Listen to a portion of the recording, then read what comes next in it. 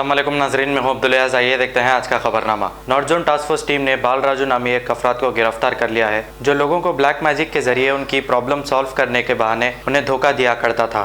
इसके कब्जे से 26,65,000 मालियत के सोने के जेवरात, एक सेलफोन जब्त करते हुए पुलिस ने इसे अदालती तहवील में दे दिया है। आइए देखते हैं हमारे नुमाइंदे अकरम की ये रिपोर्ट।